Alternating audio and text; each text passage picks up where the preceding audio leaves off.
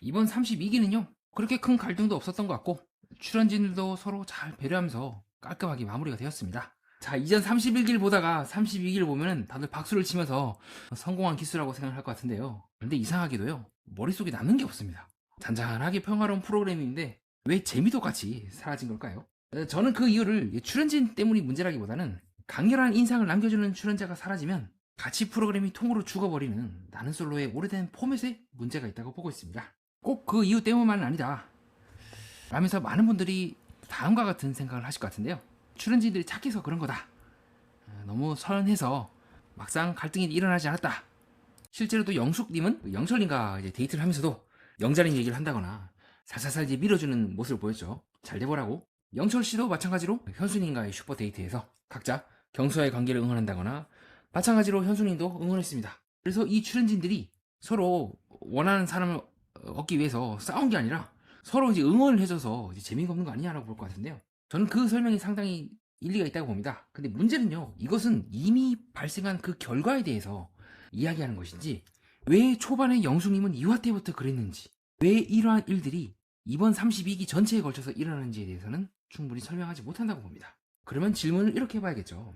왜 출연자들은 처음부터 자기 연애에 집중하기보다는 남의 관계에 대해서 중재하고 상담하는 역할을 더 많이 했던 걸까요?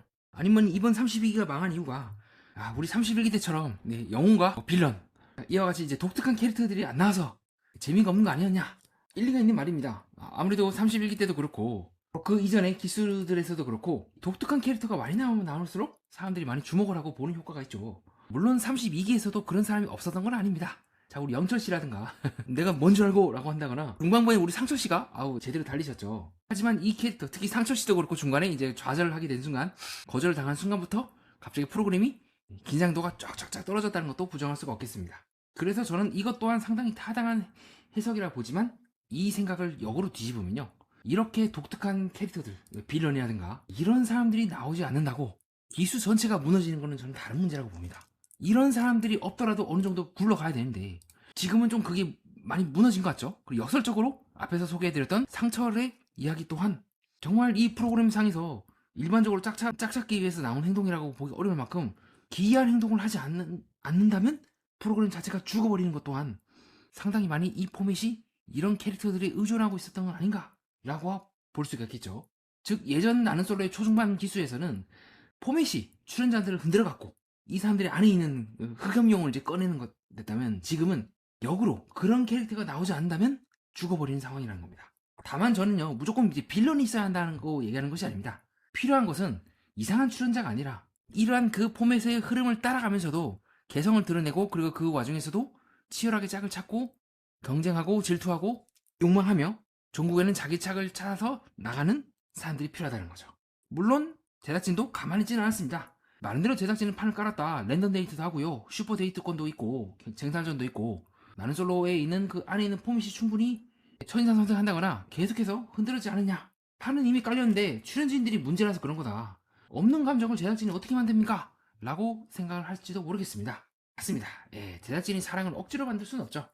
없는 감정을 만들어내갖고 저 카메라 보이니까 한번 좋아하는 척 해주시오 뭐 이런 식으로 하게 된다면 그건 이제 리얼리티 연애 프로그램이 아니겠죠.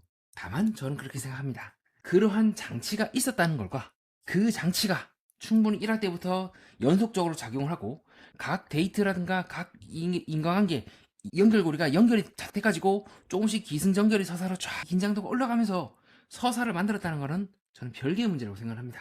어느 순간 그렇기 때문에 랜덤 데이트라든가 슈퍼 데이트라든가 고함 지르는 씬 모두가 어떻게 변질이 되어버리냐면요, 그것을 통해서 내가 뭔가를 쟁취하겠다는 것이 아니라 연애 상담을 한다거나 서로 이제 중재하는 역할로 변해버린 거예요. 순자 씨처럼 내가 데이트권 이렇게 쓸 테니까 당신 이렇게 쓰세요 라고 한다거나 물론 28기 때도 이제 그런 장면이 나오긴 했어요.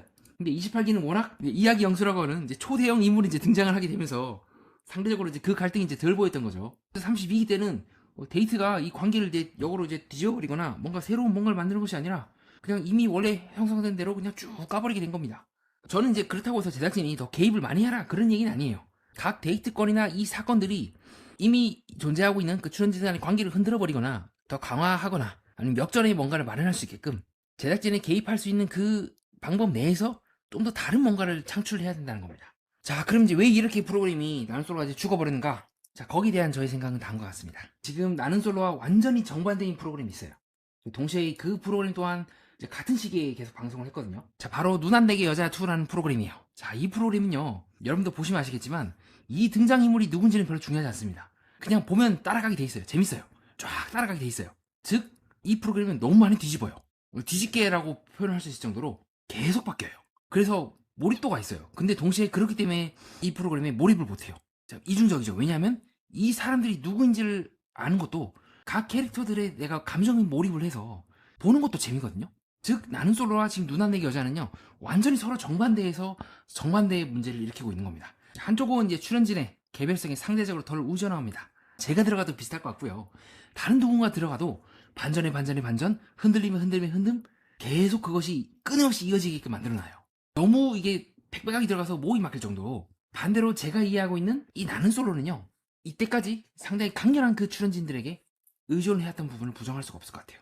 그리고 단순히 그 사람들이 강렬한 것이 이제 문제가 아니라 그 강렬함을 통해서 계속해서 변수를 만들어요. 의외로 상철 씨가 모두가 있는 장소 앞에서 모두가 있는 앞에서 이 속궁합들이 쳤다가 난리가 났잖아요. 즉 단순히 이 독특한 캐릭터가 독특한 캐릭터일 뿐만이 아니라 이 사람들이 뭐 리얼리티 프로그램이니까 자진해서 본인의 성향에 따라서 모든 관계들을 그냥 다 가로질러 버렸던 거예요. 다 뒤섞는 쉐이크 네, 섞어버리는 역할을 했던 겁니다. 그리고 역대 기수들에서는 늘 그런 사람들이 한 명씩은 존재를 했어요. 본인만 신경 쓰면 될 것 같은데 본인만 신경 안 쓰고 계속해서 엎어버렸던 거죠. 근데 상철 씨도 중간에 이제 힘이 빠지면서 사라지게 되었고 초반에는 영철 씨가 그 역할을 했다가 또 힘이 빠지고 뒤집어 말하면 이 캐릭터들이 섞는 역할을 하지 않는다면 이제 온전하게 이 프로그램만의 고유한 서사가 뭔지가 드러나게 되고 그 서사를 까보니까 생각보다 그 캐릭터가 없으면 그냥 잔잔한 소개팅이 돼버리네가 드러난 순간이 아닐까 싶습니다. 그리고 여기에 출연진들 또한 어느 정도 나는 솔로가 어떻게 굴러가는지를 알고 있기 때문에 반전이 아니게 되는 거예요. 그러면 그렇게 알고 있는 이 출연진들의 머리 위에서 한 단계 더 위로 올라가갖고 너희들이 그렇게 알고 있는 게 정말 전부일까?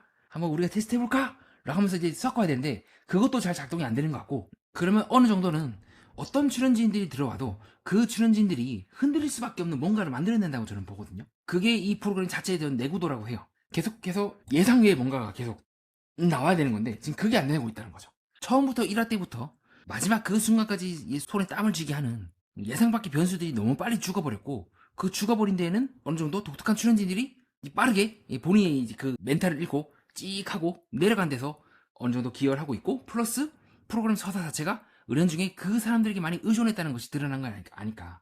누군가는 그렇게 말할 수 있을 것 같아요. 근데 그렇게 얘기하기에는 출연진들이 안에서 지들끼리 이제 서열 정하고 정리해버리는데 그걸 어떻게 제작진이 개입합니까? 뒤집어 말하면 그것은 이 프로그램의 취약점을 드러내는 순간이기도 합니다. 이렇게 출연진이 나와갖고 단합이라고 할 수도 있겠죠. 단합을 해버리는 순간 긴장도가 확 죽어버린다는 거죠.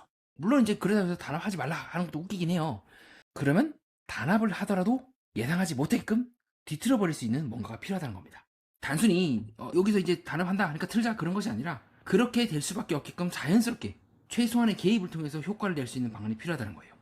그런 측면을 봤을 때 이번 데이트에서 조금 들어갔으면 괜찮을 법한 제 개인적인 그냥 의견은 2순위 데이트이지 않을까 싶습니다. 나 외에 다른 사람이 저 여자의 마음속에 있네? 저 남자의 마음속에 있네? 라는 걸 확인하고 집요하게 흔들어 버리는 거죠. 지금은 다들 랜덤 데이트 아니면 서로가 서로를 정하는 거기 때문에 서로가 서로 정하기 빨라지면 빨라질수록 그 관계가 확정이 되고 안심을 해버리는 게 더 많지 않았을까. 충분히 제작진 또한 더 흔들 수도 있고 더 뒤섞을 수도 있고 예측 불가능하게 만들 수 있음에도 불구하고 조금 그 부분이 놓친 게 아닐까라는 생각을 해봤던 것 같습니다. 이러한 저희 이야기를 듣고 누군가는 그렇게 얘기할 수가 있겠죠.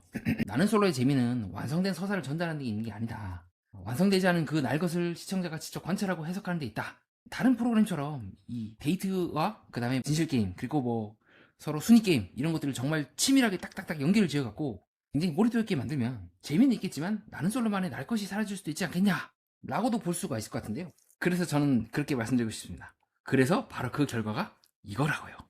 이 프로그램은 저는 완전히 날 것이 아니라 생각합니다. 그럼 데이트권을 뭐하러 하고 왜 영수상이라든가 옥순상이라는 말이 왜 나오겠습니까? 이미 어느 정도 그 출연진을 투입했을 때부터 어느 정도 정해진 거예요. 이 사람은 이때까지 보여왔던 영수와 비슷한 패턴이다. 이 사람은 옥순과 비슷한 패턴이다. 외모라든가 여러 가지 조건들을 봤을 때 날 것이라는 게 온전하게 존재할 수가 없습니다. 물론 그렇다고 해서 나는 솔로만의 뭔가를 이제 다 포기하라는 것이 아니라 제작진도 어느 정도 선에서는 보이지 않게 개입하는 그 힘이 있어요. 그 힘을 제대로 안 썼기 때문에 날 것에 뭔가를 보여줬고 상철이라든가 뭐 영철이라든가 이런 사람들을 보여줬음에도 불구하고 그 흐름이 끝까지 가지 못하고 죽어버린 게 아닌가라는 거죠. 그래서 프로그램 중간중간 보면은 그 사계에서도 제작진이 나가라 하고 실제로 내쫓기도 하는 등 의욕 없는 사람은 그런 시스템이 작동을 하잖아요. 독특한 출연진에게만 의존하거나 그럴 것이 아니라 그게 이제 고함지르는 신까지는 어느 정도 맞춰 들어갔는데 그러면서 동시에 정말 당연할까? 출연진들이? 이들이 어디서 당연하다 생각하는지를 추적을 하고 그것을 한 번 더 뒤집어야 한다고 저는 봅니다. 그 부분이 너무 약했던 것 같아요. 사마 때 고함지르는 신에서부터 계속 그 관계가 쭉 이어나가게 되었고 변화가 없었다는 거죠. 그렇기 때문에 제작진은 기존에 자신이 써왔던 뭐 선택하는 거, 데이트하는 거, 고함 지르는 거 그 장치가 출연진들이 예상보다 한 단계 앞서서 작동을 해야 했던 겁니다.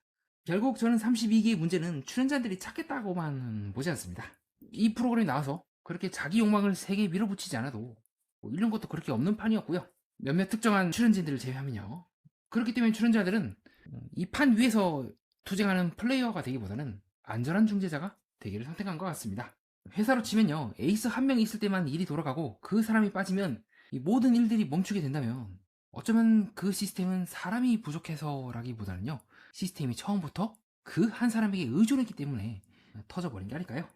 영철 씨라든가 상철 씨 등 강한 출연자가 관계를 가로지르는 동안에는 이 프로그램이 살맛이 났지만 그 힘이 빠지자 기본 포맷만 덩그러니 남게 되었습니다. 그리고 우리는 그 포맷이 정말로 독립적으로 존재했는지 아니면 이때까지 강한 출연진들에게 의존해야 하는지를 확인할 수 있게 되었죠.